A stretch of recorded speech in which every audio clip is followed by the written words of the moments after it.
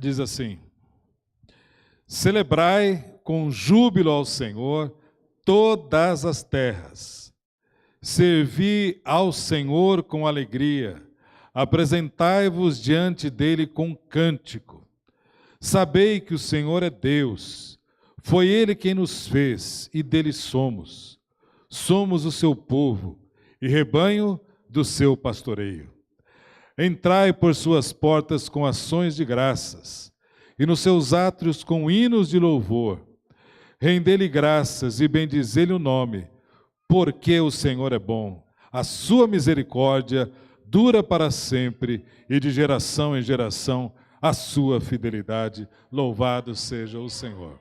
Pode se assentar?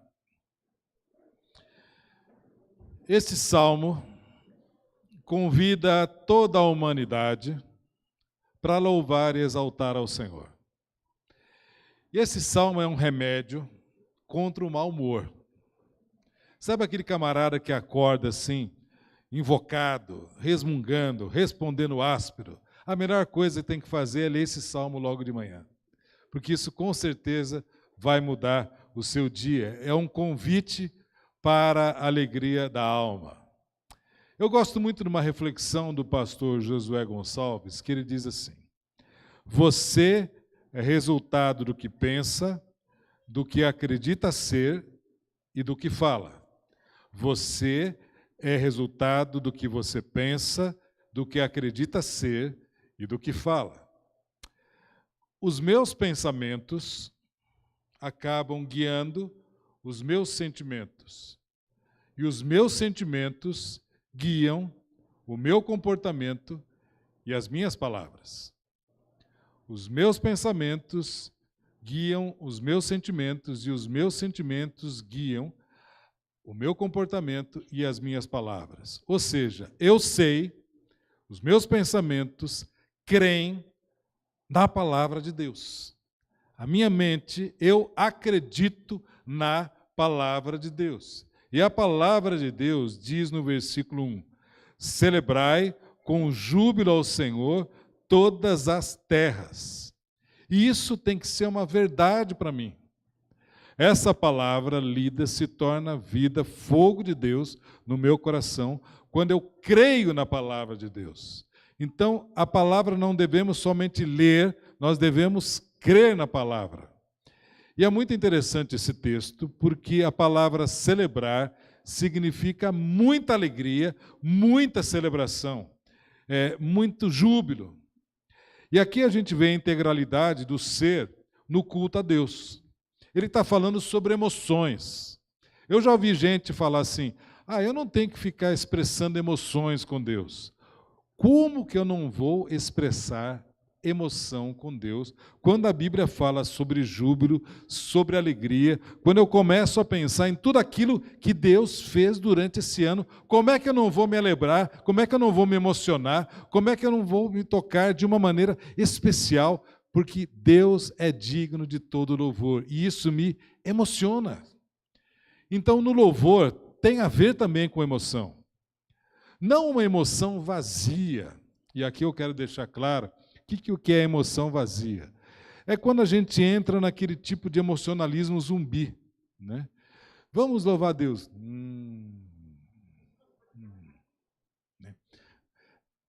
É uma gratidão a Deus, fruto de uma compreensão da verdade. Quando eu compreendo na palavra de Deus aquilo que Ele me fala, eu creio nisso, eu tenho motivos para agradecer e para louvar a Deus. Essa é uma alegria. Eu gosto muito da tradução da Bíblia Mensagem do pastor Eugene Peterson, nesse versículo que ele diz assim, é uma paráfrase, né, que ele faz: de pé agora, aplaudam ao Eterno, deem um lindo sorriso de presente, cantem em sua presença com grande alegria. E, meus irmãos, essa é a vida. Porque eu espero que na hora que você falou sobre ação de graças, você tenha falado com alegria. Porque é muito complicado a gente falar assim: eu quero agradecer a Deus porque Ele foi fiel, porque Ele me deu muitas bênçãos. Não, eu tenho que falar isso com alegria, com gratidão no coração. Mas talvez você me pergunte assim: Edmilson, como é possível eu falar de júbilo, eu falar de alegria, se eu estou passando por problemas, se eu estou passando por dificuldades, se eu estou triste por coisas que estão acontecendo? E realmente, há muita gente que está passando esse final de ano com lutas, com dificuldades e com tristeza. Como isso é possível? A gente se jubilar no meio da dificuldade, no meio da tristeza. A questão é que, diferentemente da nossa sociedade, a Bíblia não confunde alegria com verdadeiro júbilo. A alegria humana é um estado emocional de entusiasmo quando as coisas estão bem. Quando está tudo legal, quando você recebe um presente, quando você recebe uma boa notícia, quando está tudo tranquilo, é a alegria humana. E se as coisas não saem necessariamente do jeito que a gente quer, perde essa alegria. O que a alegria a Bíblia está falando é uma alegria que não depende da circunstância externa. A Bíblia está falando de um conceito bíblico muito mais profundo. O júbilo, a alegria que a Bíblia está nos referindo aqui, é exatamente um estado de bem-estar marcado pela confiança da fidelidade de Deus. Essa confiança na fidelidade de Deus ultrapassa as minhas percepções finitas. Ou seja, eu sou grato a Deus por tudo aquilo que Ele me deu, eu o louvo por tudo aquilo que Ele é, porque o conceito que eu tenho de Deus não se baseia naquilo que eu sinto, mas aquilo que a Bíblia diz que Ele é. É um conceito de verdade. Porque se o conceito de Deus baseasse nos nossos sentimentos, como seria? Está tudo bem na nossa vida? Deus é bom. Estou com um problema? Deus não é tão bom assim. E isso não é verdade. Deus é bom em todo tempo. Sempre Deus é bom. Eu estou muito grato a Deus por tudo aquilo que Ele fez em 2023. Então, você não teve dificuldades? Tive. E o que você espera para 2024?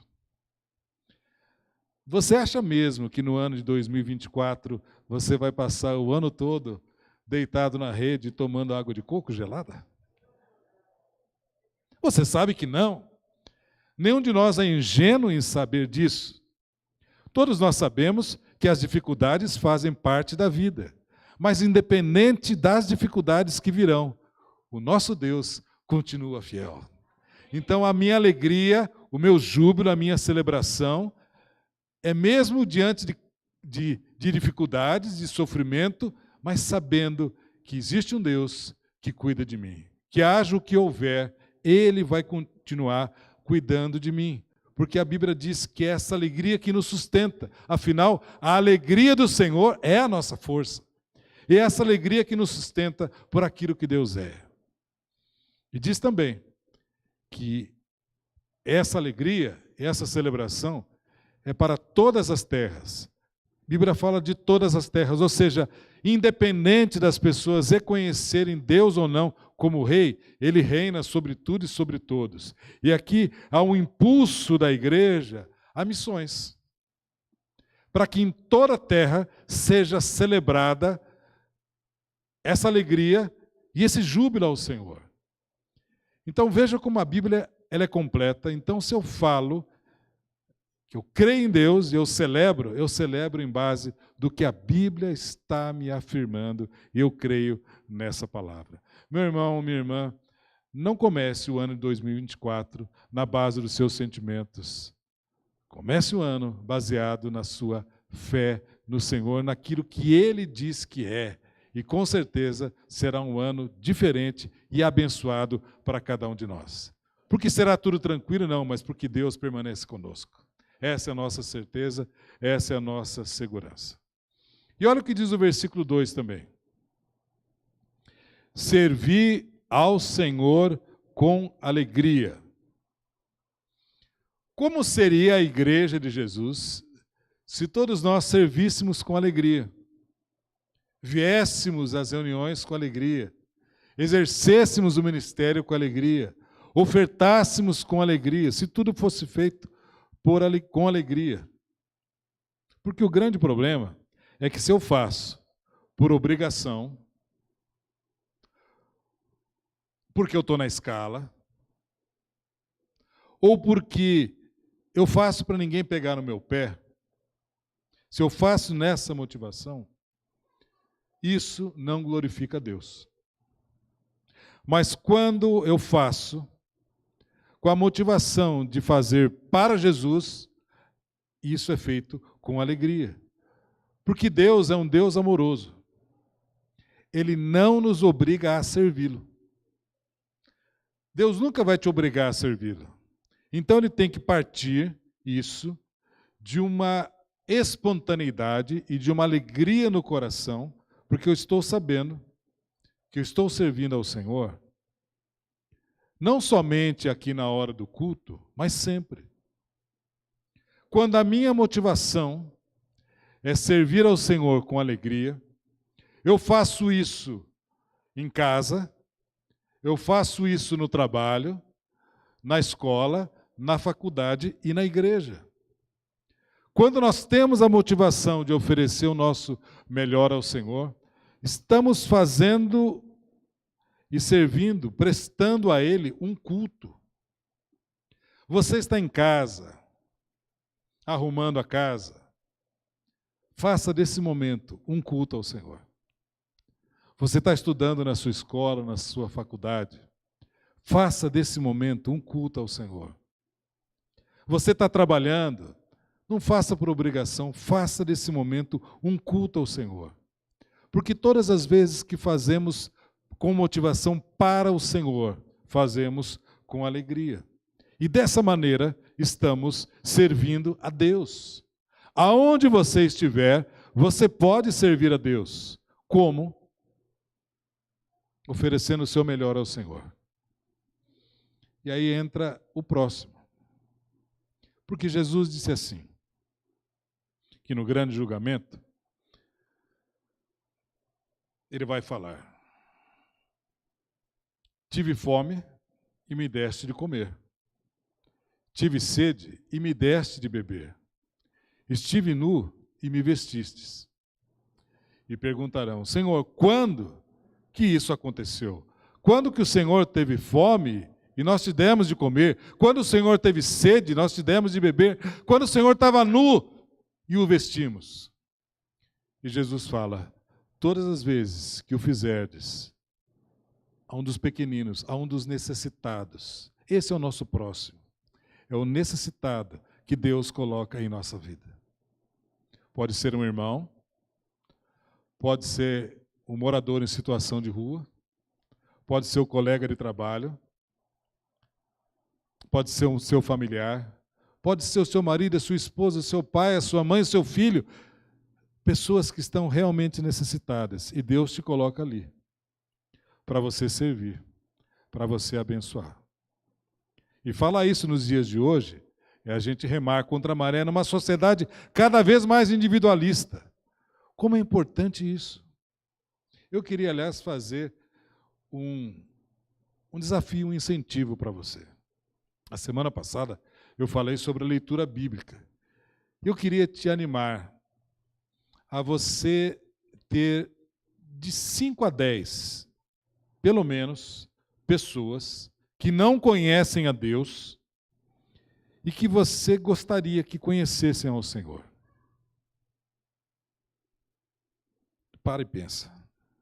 Pense em 5 pessoas que você conhece, pode ser um familiar, um amigo, um colega, um vizinho, alguém do seu relacionamento. Pense em 5 pessoas que não conhecem ao Senhor. Te dou uns segundos para você pensar.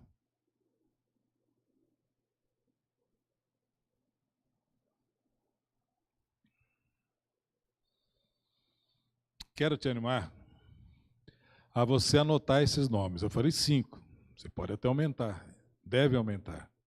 5 pessoas que você entende que Deus pode te usar para evangelizar, para alcançá-las.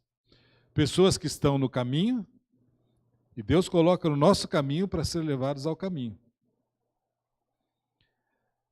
Pessoas para você orar, começa hoje, orar por elas.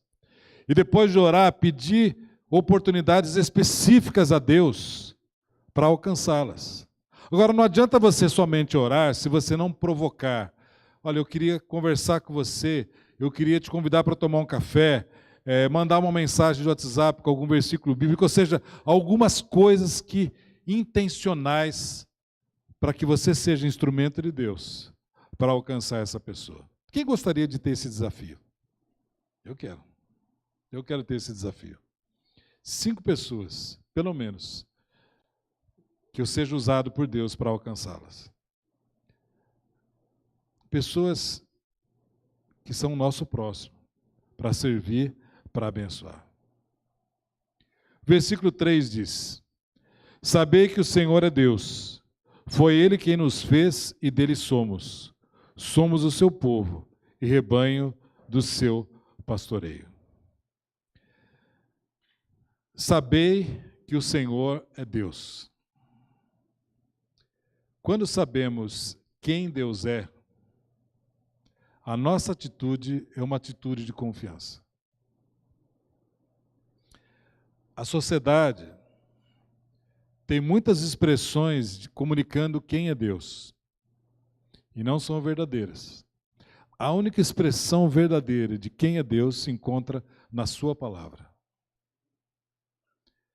Quando temos essa convicção de quem Deus é, temos a convicção de um Deus que já sabe tudo o que vai acontecer no próximo ano. Isso não significa determinismo. Isso não significa que Deus vai escolher por você todas as coisas. Não. Mas é um Deus que sabe tudo o que vai acontecer. E na sua soberania, permite que eu faça as minhas escolhas. Mas vai cuidar de mim. Vai me orientar. Para isso eu tenho a orientação do Espírito Santo na minha vida. Quando eu tenho convicção de quem Deus é, e esse Deus, por ter todo o poder, controla todas as coisas, eu tenho a convicção do que a Bíblia diz, quando ele fala que dele somos. Essa palavra, que dele somos, é extremamente importante. Ela está identificando a sua identidade. Dele somos. Você é de Deus. Põe a mão no seu peito e fala assim: eu sou de Deus. Isso traz um tremendo senso de valor. Somos dele. Dele somos. Somos filhos de Deus. Que coisa tremenda quando nós temos esse senso de valor e essa compreensão de quem é Deus e saber por quem ser Deus. Eu posso servi-lo, eu posso amá-lo, eu posso me relacionar com ele, tendo essa instrução da verdade. E diz assim: foi Deus quem nos fez, diz o Salmo. Foi Deus quem nos fez. Eu não sei como foi a sua história. Talvez você tenha sido planejado pelos seus pais, talvez não. Talvez até você seja fruto de um pai ou de uma mãe que não quis o seu nascimento. Pensou em abortar. Mas a Bíblia diz que foi Deus quem nos fez. Ou seja, você não é um acidente. Você foi planejado por Deus.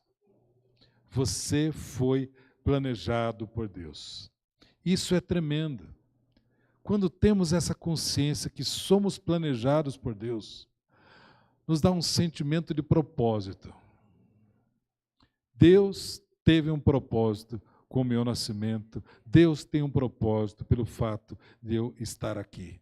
Eu sou sua ovelha e ovelha bem cuidada. Sou filho de Deus. Feche os seus olhos, põe a mão no coração e repita comigo: foi Deus quem me fez. Novamente, foi Deus quem me fez. Ou seja, você é muito importante. Você foi feito por Deus e para Deus. O versículo 4 diz: entrai por suas portas com ações de graça e nos seus átrios com hinos de louvor, rendei-lhe graças e bendizei-lhe o nome. Alguns entendem que esse salmo era um cântico entoado quando o povo de Deus entrava no templo de Jerusalém. Então ele fala: entrai por suas portas, e depois que entrou por suas portas, há um convite para se ir ao átrio. O que era o átrio? O átrio do templo era um tipo de um pátio onde as pessoas ficavam já num segundo momento. Se havia a entrada, depois, no segundo momento, a pessoa era levada ao átrio. Quando a Bíblia diz de sermos levados ao átrio, significa um relacionamento de mais intimidade com Deus. Você não está somente na porta, você entrou agora no átrio. E aqui está mostrando algo extremamente importante. Nessa ação integral do nosso ser no culto a Deus, a Bíblia está falando sobre o campo da verdade, da ação, da obediência. Ou seja, eu me emocionei através da palavra, do louvor a Deus, eu tenho consciência através da sua palavra quem Deus é, na hora de louvá-lo, e agora eu tenho a atitude da obediência, a atitude da ação de graças. Ou seja, existe um propósito na minha vida. Qual é o propósito? Que Deus seja glorificado. Sempre, presta atenção, sempre, e aqui eu quero te dar uma notícia que vai contrariar o que você escuta dos coaches. O propósito principal de Deus não é te mimar e que você seja a pessoa mais importante do universo. Não, o propósito sempre de Deus é a glorificação do seu nome. Sempre o propósito de Deus é que seu nome seja glorificado.